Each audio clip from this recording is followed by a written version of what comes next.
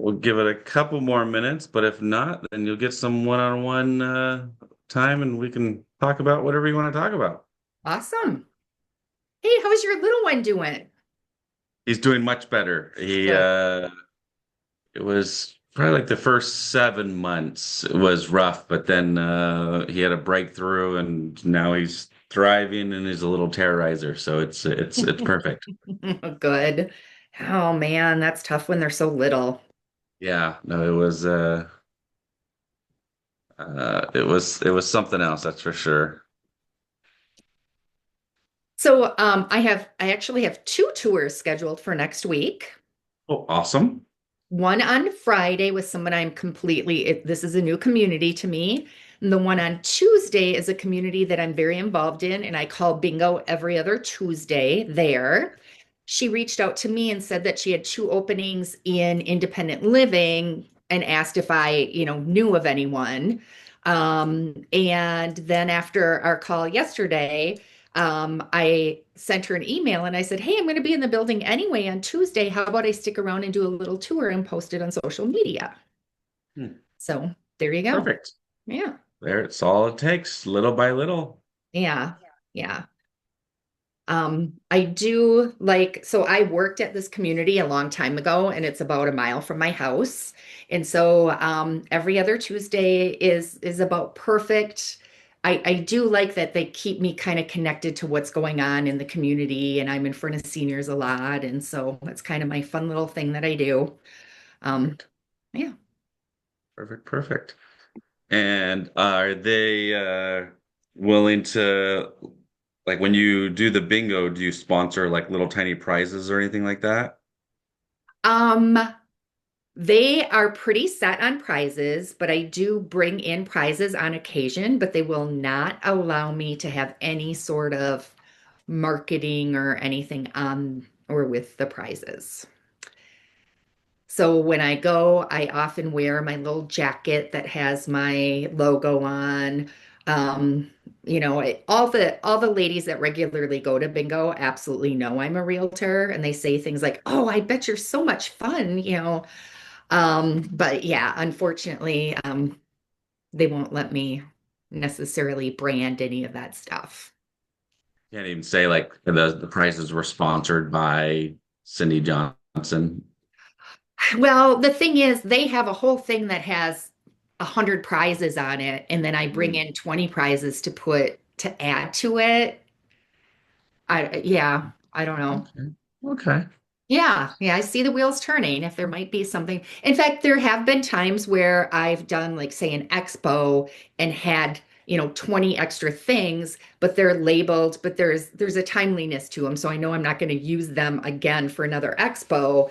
And I asked if I could bring them in, and they said, "Oh, a mug with your logo on it. I don't think so." So I'm like, Mm, "Hey." So okay. yeah. Perfect. Well, it might just be us today. So, how can I help? What would you want to dive into? Yeah, one-on-one Cory time. Um, I don't know I'm trying to think what I'm struggling with. I Last year I really did struggle to get into senior communities. I'm kind of back at it again, as I shared with you the last time we connected. I do still have a script that you shared about making a call to the communities.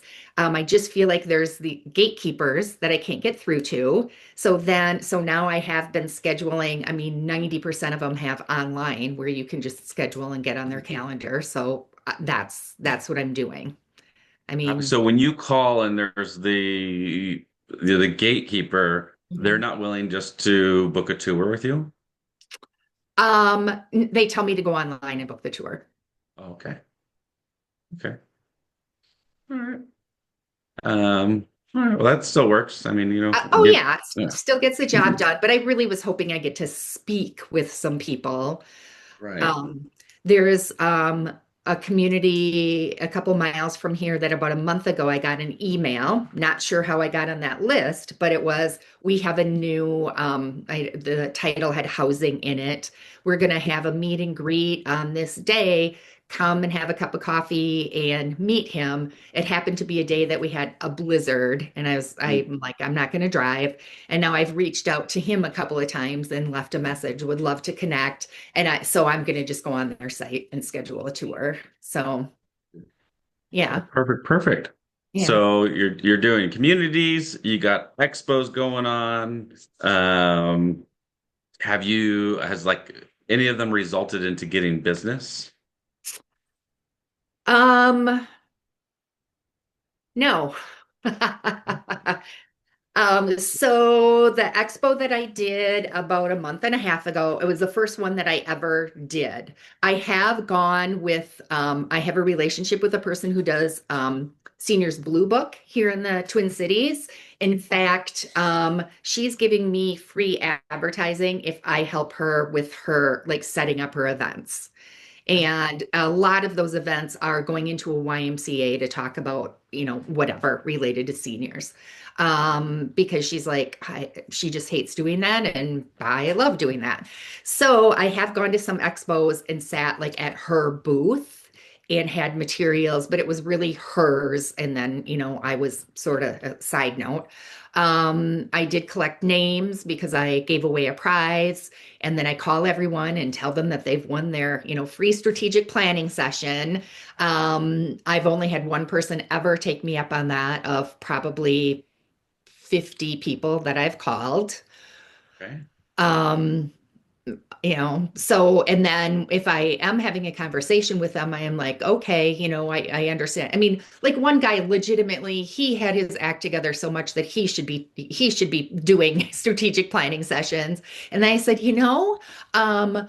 and he talked about involvement in his church. And I said, I would love to do a seminar. Is there a topic like whether it's retirement or decluttering or, planning and no. And so usually that's my next spin if they, decline the strategic, and then I also talk about how I can just do a walkthrough of their home to just do, sort of a safety check and see if there might be any simple things that they can do to make their home safer or upgrade it for the future. So I kind of have those three things that I Okay. talk through with them, Perfect. but nothing has ever led to anything.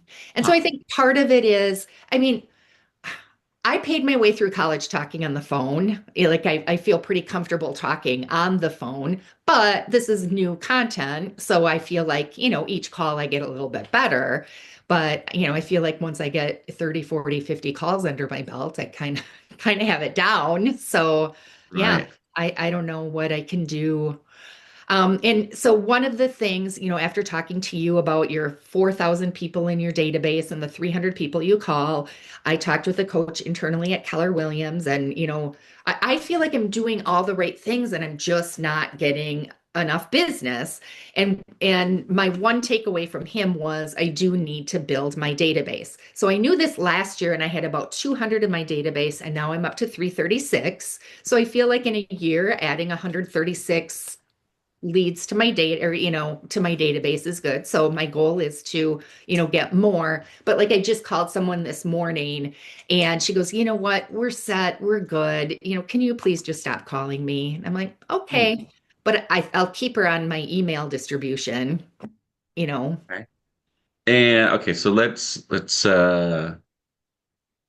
unpack it a little bit. So, I Yeah. mean, it sounds like on like for the you do the expos, you get them to fill out a like for the free raffle, you Hmm. call them back, and you're offering the three, which is great. That's what I do. Hey, you won the free strategy session.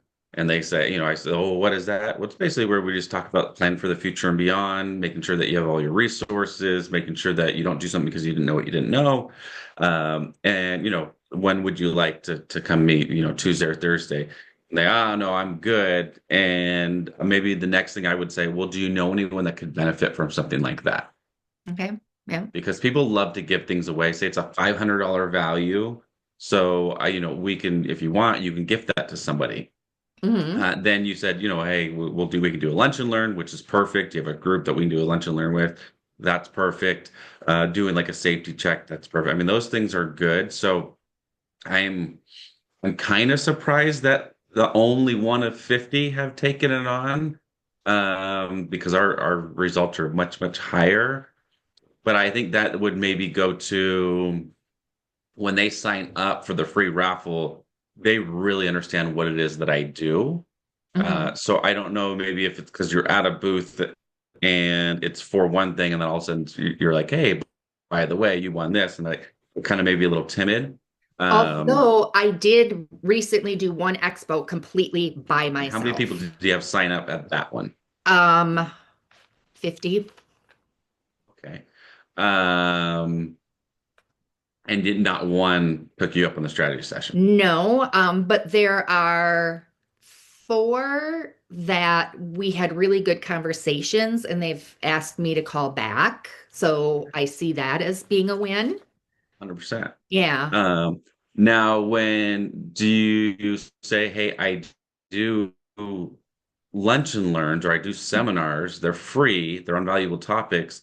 Would you mind if I invited you to those? Oh, that might be.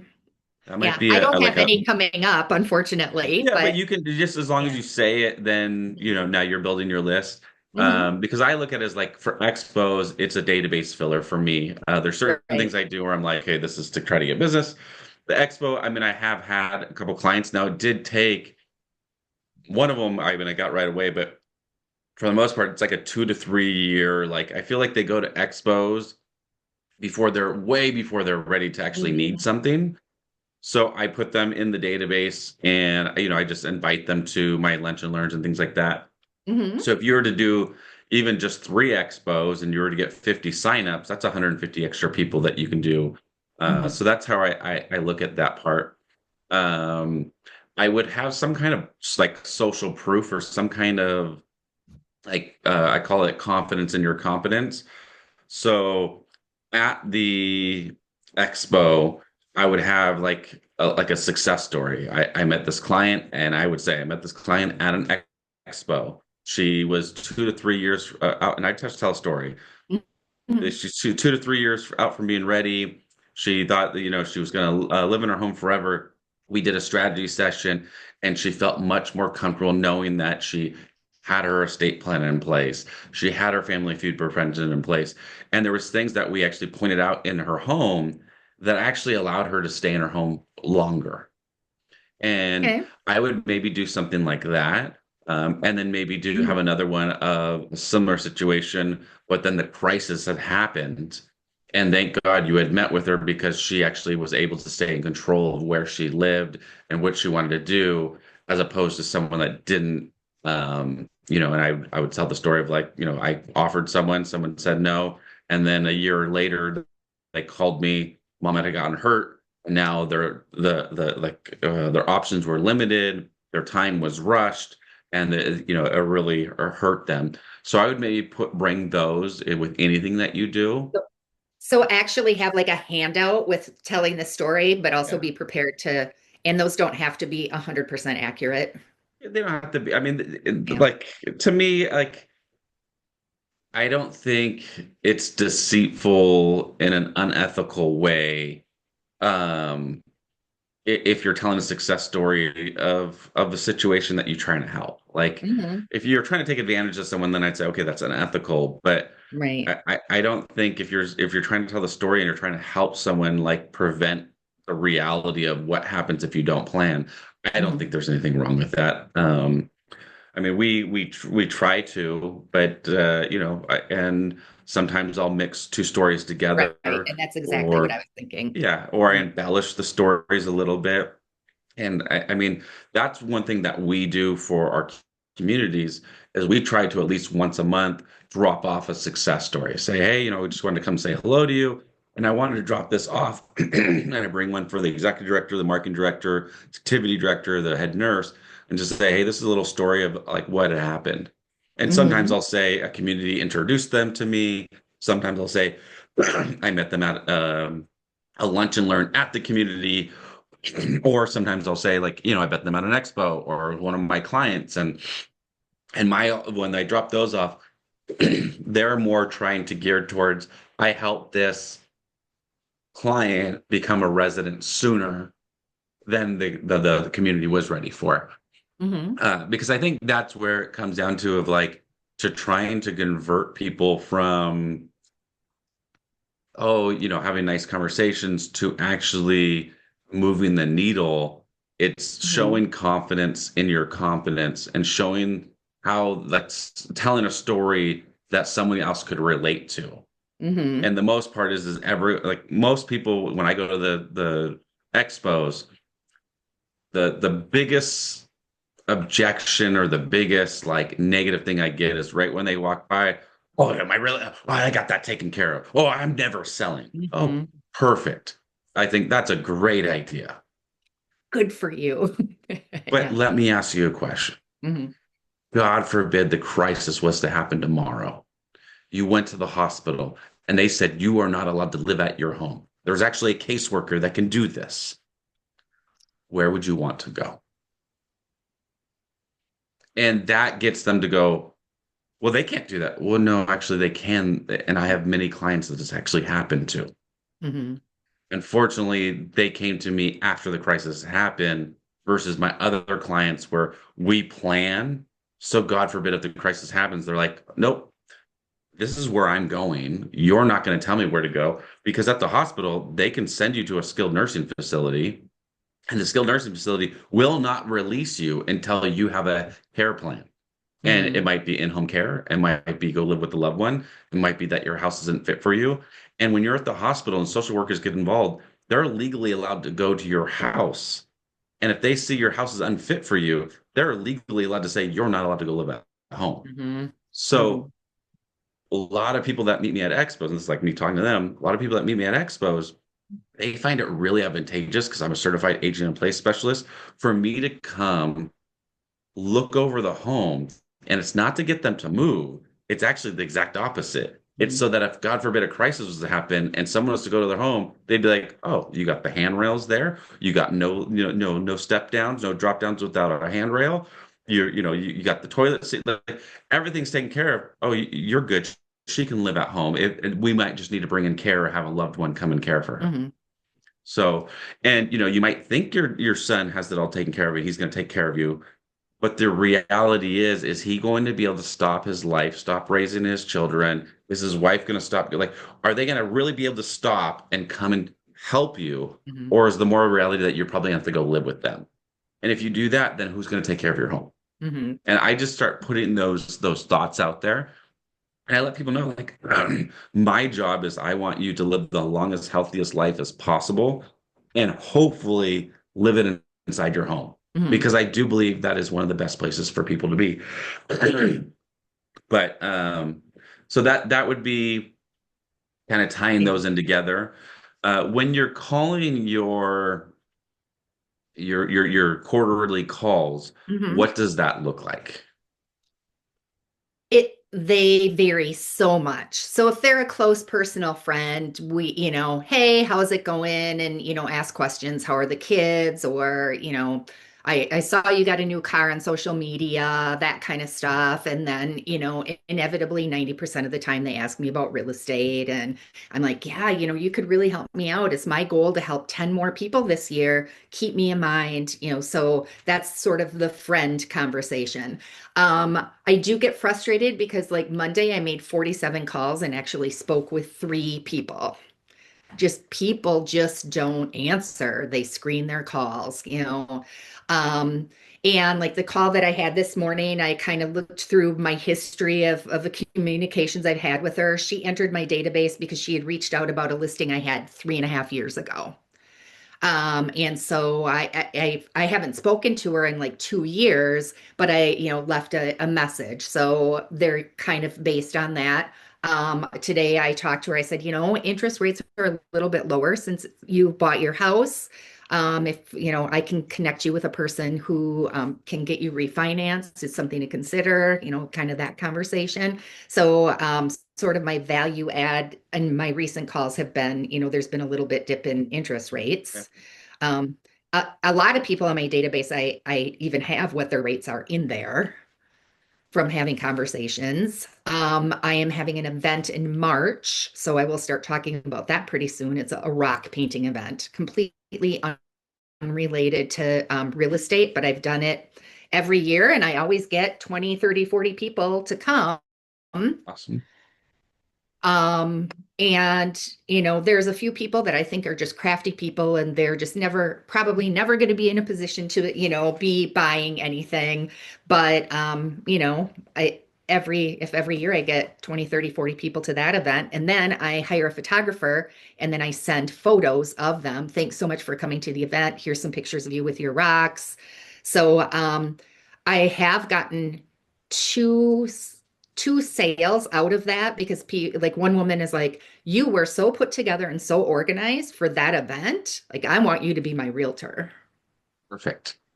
So when you're calling and inviting people, Hmm.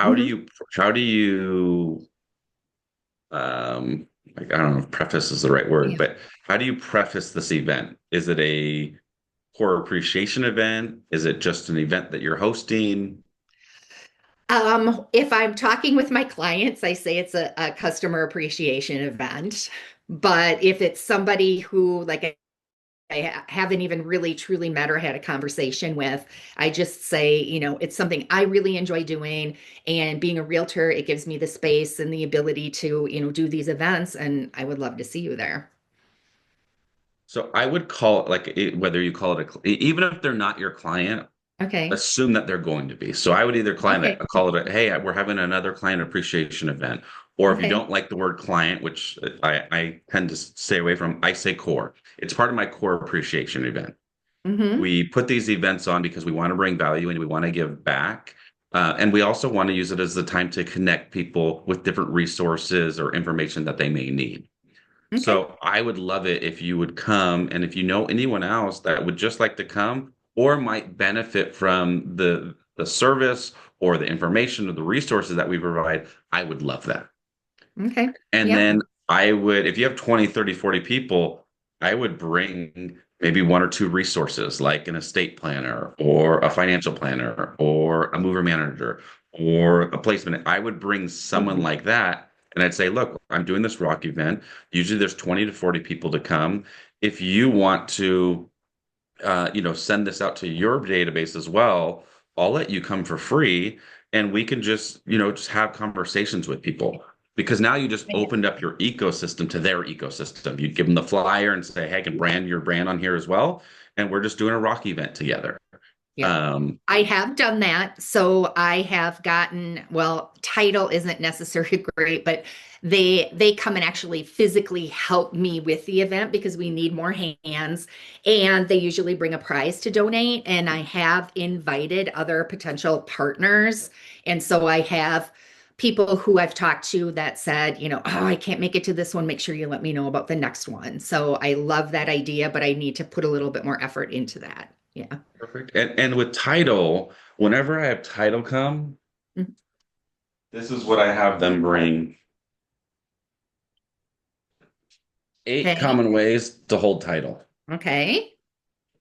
And I'm sure they all have something like Okay. this because most people think that, title's only something that you do when you buy, but realistically, a lot of people hold title the wrong way.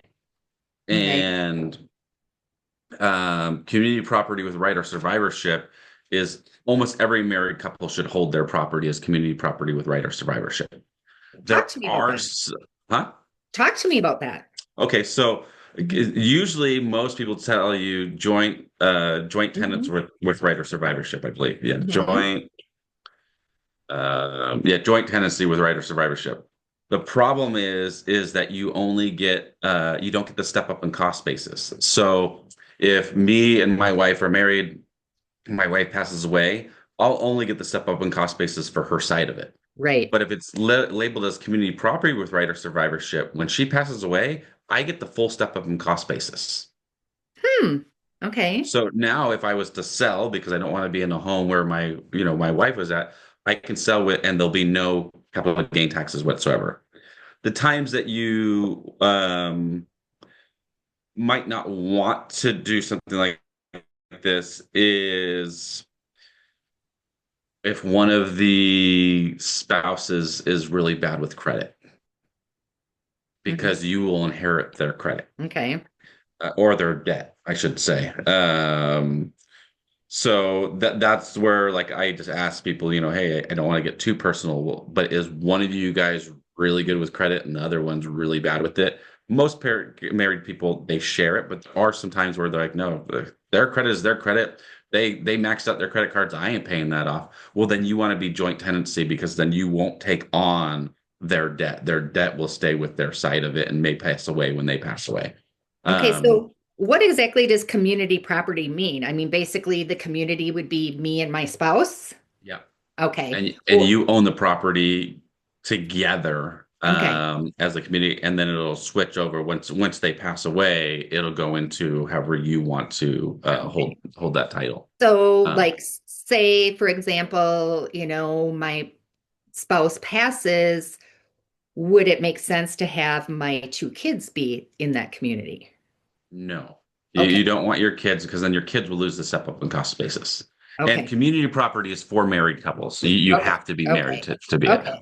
Okay. But some people go, oh, we'll just put them in tenants in common. We'll add my kids to it. Well, now your kids are part owners of the house. They could Hmm. force the sell. Right. They could move in with you. Their debt could be attached to the home. So, like I would say, no, you want to have the house into a trust and make them a beneficiary of it, but you don't want to actually add them onto title yet. And some Okay. people will get misinformed that, oh yeah, you do it because it'll help you with insurances. Well, the problem is yeah, it might help you get insurance, but it's also going to be a huge repercussion. And there's been people where their kids stole their home or they made them sell their home or they moved in when they didn't want them to. But it's like once you're on title, you have the right to Right. do any of those things. Right. Okay. Okay. So, but that might be a thing where, like, again, when you're at the rock event, we can say, hey, why you guys are doing your rocks? My title rep is just going to talk about the 8 different ways to hold title. And we'll just talk about the 3 or 4 main ones, not to confuse someone. But please, if you guys have some, questions that are more personal or more specific to your needs, come up and ask us. And if we can't answer it now, maybe we'll set some time because we want these events to show that again, everything I do, it's be visible, bring confidence in your confidence, and then give an opportunity to meet again. Hmm. Because events are great. I mean, they are 20, 30, 40 people. That's awesome. That's Right. incredible. Um, so yeah, those would be good. Um, and you can even in a trust, you hold a trust, but then how you would actually, the title would be held in trust, but the way that you're holding the property would be community property with the right of Okay. survivorship. Well, Um, if you have time so for another question, I know we're at the yeah. end, and I do notice someone joined us. Hi, Sherry. Hi, Sherry. Um, CAPS training. It's Hello. something I had considered doing.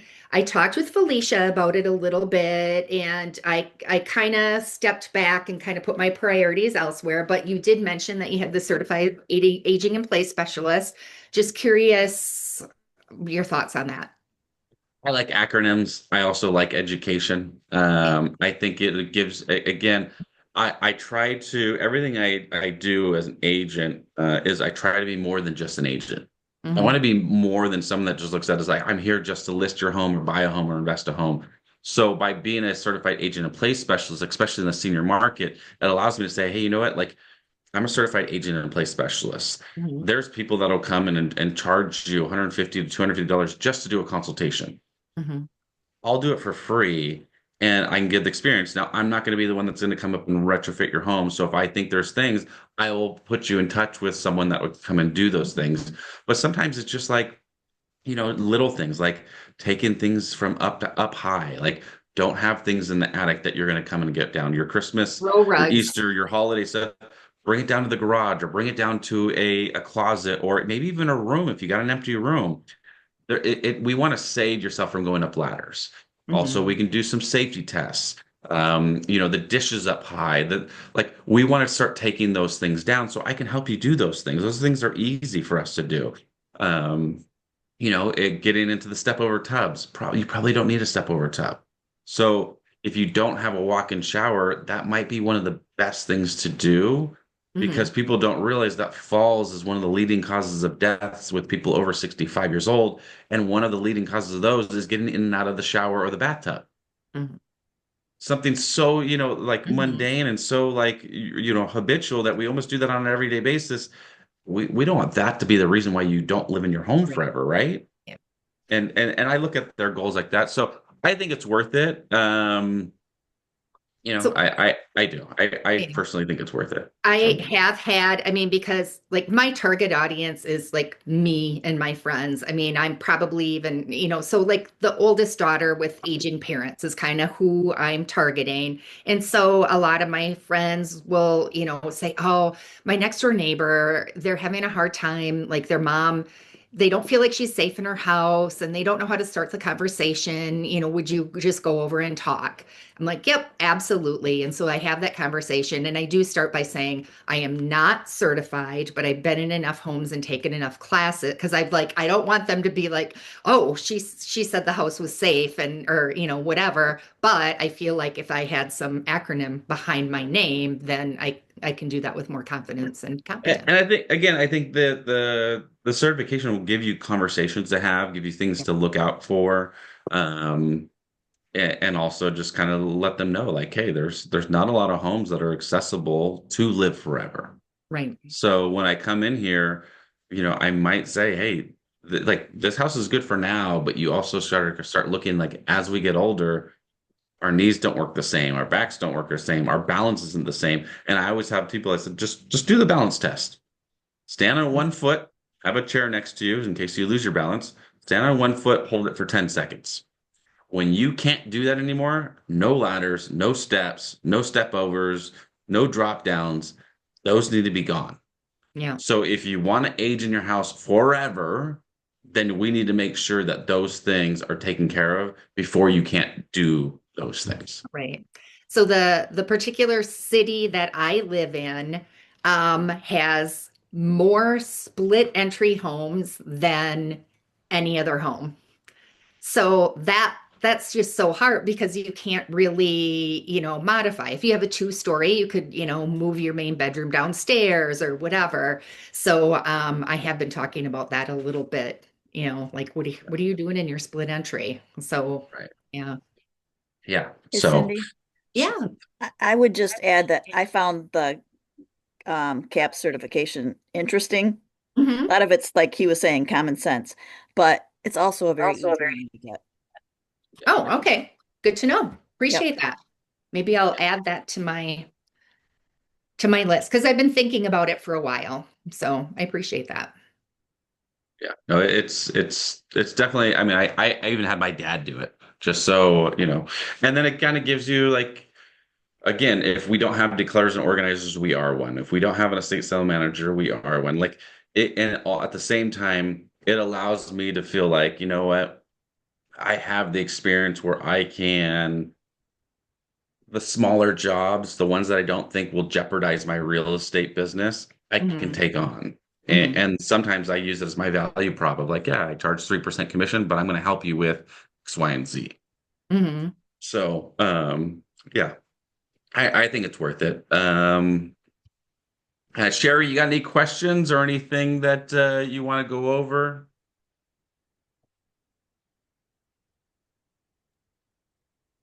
Um, Nothing specific right now, other than I wanted to jump back when you were talking about holding title Mhm. for married couples.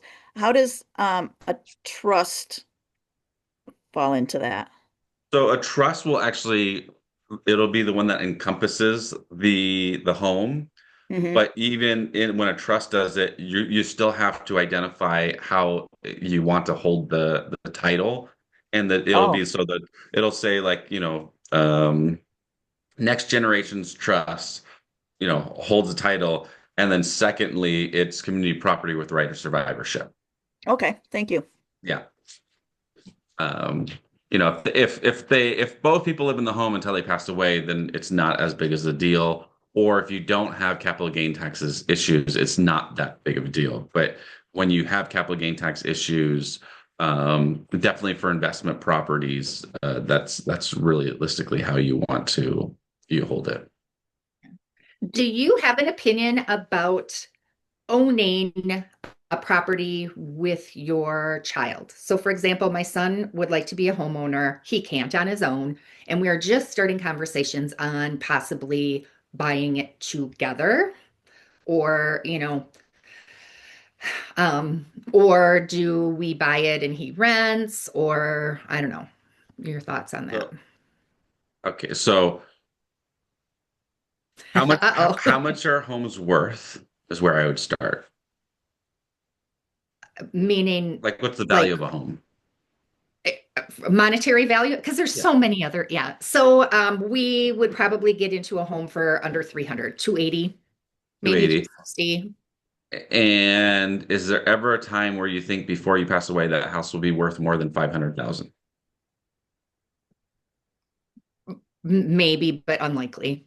Okay. So there's not a capital gain tax issue. Right. It was where I first would go. Right. Right. Um, I don't. I think it's called an opportunity mortgage where they will actually allow you to help him get qualified. Hmm. Um, and you don't have to live in the home, but you still get the primary residence rate of the home. Mm. That's, kind of how I would hold it. Um, I might, hold it tenants in common and you hold your 50% as a investor and him hold it as his primary residence. That can also be, a caveat that you could do. Um, yeah, I think you should. In my opinion, our job is to bless our kids when we're alive, not wait till after they pass. Hmm. And if you help them get into a house right now at 300,000, in the next 10 to 20 years, it could be worth 500,000. Could So be. you helped him build wealth that he wasn't going to be able to see. Um, but I also give the caveat of, even if he was your tenant, our family members can be our best tenants, and they Hmm. also could be our worst tenants. Right. So I would have a clause that says if you don't pay the bill, you lose your right or survive. You Right. lose your percentage. And that's Mhm. kind of why I like having into a trust and them just being the beneficiary of it. They can still, help with everything else. But once you close on the house, then you put it into title, you put it into a trust. It's your trust. He's the beneficiary of it. And now let's give specific instructions. You don't pay the bill, you lose the rights to this home. You no longer own this Yeah. home Yeah. because that's where it could get hurt. You got to maintain this home. But I'm absolutely, I mean, I tried to help my daughter. She was just too stubborn. She didn't want her dad's help. But I would absolutely Yeah. tell everybody, help your kids, your grandkids, help them buy homes because right now, 40 years old is the first time home buyer. That's the average first time home Mhm. buyer is 40 years old. It's too old. Like Right. we need to move that way. Like it went and for in 2021, it was 33 years old. So how in 4 years did it go up by 7 years of average? Mhm. Average buyer right now is 56 years old. So it's we 2020 to 2024, this country was damaged a lot more than people want to realize. Yeah. Yeah. And there was policies put in place that were bad, that were under the skies that were help, but they were hurting everything, and they allowed people just to get things, just outrageous. We don't need to go up by 42%. We didn't need rates to be dropped down to less than 2%. Mhm. It was really bad economic Yeah. policies. So we need to do whatever we can to make that go back the other way. And I truly believe that home ownership is one of the biggest key indicators to true wealth in this country.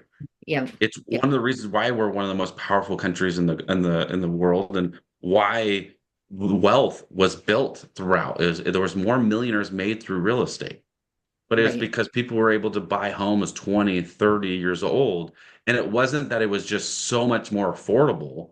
I mean, now we're at the third most unaffordable time period before, Yeah. 2024, we're the third most unaffordable time period.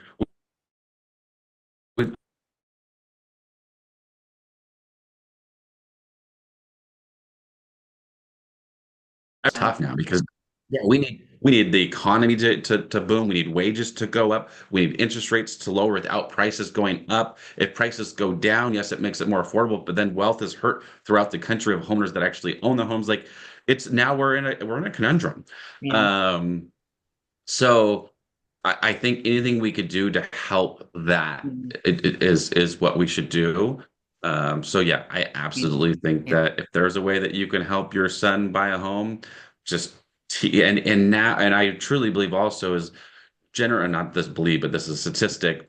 true generational wealth or wealth over $100,000, when it's gifted or inherited, it's lost in 18 months. And the person's worse off than before they inherited. If we train people or educate people as we're alive, this is home ownership. These are the things you got to watch out for. This is why it's a good idea. This is when to refi. This is when not to refi. Like, this is how to use your equity for good things. Now's the time to do that with him. Yeah. Yeah. Because if you wait longer, and then all of a sudden he inherits even your home, he's not gonna not, oh, well, I'll just sell it. Okay, now what? Now what are you Right. gonna do? Yeah. So Yeah, he's went to school for accounting. So there are sometimes I actually reach out to him to kind of ask his advice based on, on things. So I mean, he is pretty savvy, but he's a 26-year-old kid that, so we're looking at maybe, I mean, the best case scenario would be a 4-bedroom, 2-bathroom, and he get 3 roommates and they would 100%. make the payments. That's So 100% or a duplex. yeah.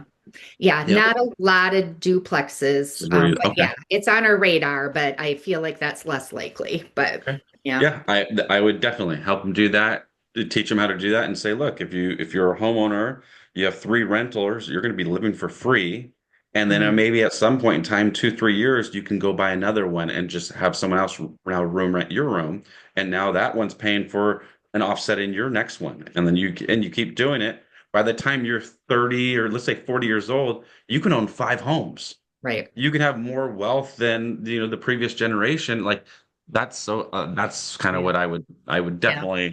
100%.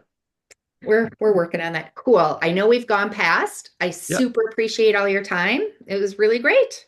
no worries. Thank you guys, and Have a good we'll Thanks, Cory. yeah, thank you, Sherry. All right, see you guys. Yeah. Okay, Bye-bye. bye-bye.